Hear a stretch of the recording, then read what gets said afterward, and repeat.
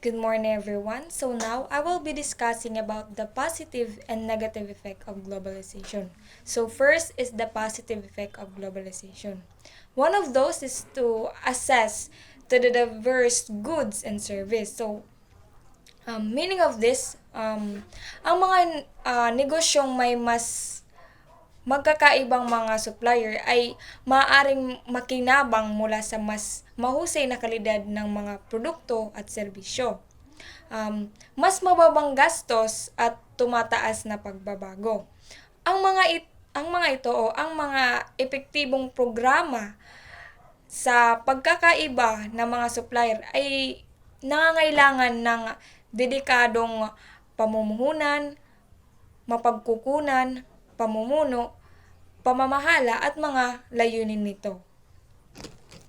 Ang pangalawa naman ay ang cultural exchange. So dito kapag nakakaranas tayo ng ibang kultura sa pamamagitan ng pagpapalitan ng edukasyon at kultura, nagkakaroon tayo ng mas malalim na pag-unawa sa ating mga sarili at sa mga nakapaligid sa atin o sa iyo. Dito ay pagpapalalim ng inyong kaalaman sa mga dayuhang kultura at pagpapalakas ng mga international na relasyon. So dito ay nagkakaroon tayo ng um, iba't ibang impormasyon o nagkakaroon lalong-lalo na sa edukasyon. Nagkakaroon tayo ng iba't ibang impormasyon galing na sa ibang bansa at meron ding iba natututunan natin yung mga lengguwahe nila.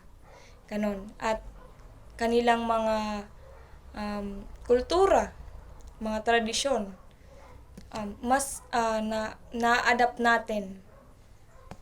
Negative effect of globalization, first is the job displacement. So, ang pagpapalitan ng trabaho ay nangyayari ito kapag ang isang taga-employo ay nagtanggal ng isang posisyon na kasalukuyang hawak ng isang empleyado.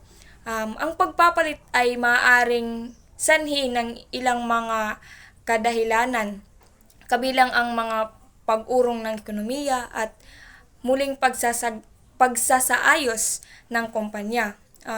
So, bakit nga ba nagkakaroon ng suliranin sa pagkawalan ng trabaho? So, una rito ay ito ay nagaganap kapag ang individual ay lumipat sa ibang trabaho sa dating trabaho niya. Ito ay nagaganap kapag nagkakaroon ng krisis ang ekonomiya. Pangalawa ay ang gustuhin mo man o gusto mo pang ipagpatuloy pa pero hindi ka na kailangan. So dito yun nga kapag lumipat ka na lumipat ka na ng trabaho tsaka doon hindi ka tinanggap tapos gusto mong bumalik doon sa dati mong trabaho, ngunit nung umiwas ka na meron na silang pinalitan. So syempre hindi ka na talaga kailangan doon sa kumpanya nila.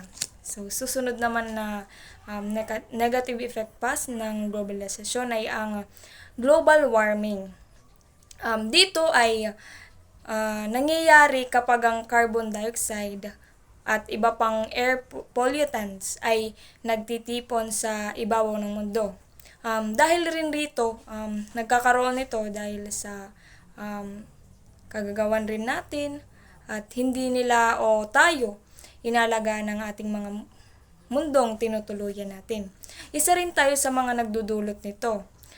Lalong-lalo na sa pagtatapon natin ng mga basura, pagkakaroon o pagtatayo ng factory sa iba't ibang gusali, isa rin yan sa nagdudulot ng global warming. So, makikita sa poster ko na merong mga factory, makikita dito sa side na ito na meron ditong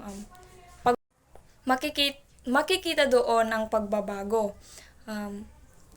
Sa nakikita nyo sa poster ko, merong pagbabago. Sa side na ito ay masagana, may kulay, at makikita mo na may nag-aalaga. Ngunit sa kabila naman ay makikita natin na black lang, walang kakulay-kulay, puro usok lamang ang nakikita natin dahil nga nagkakaroon o nagtayo sila ng factory. Yun lamang po. Maraming salamat.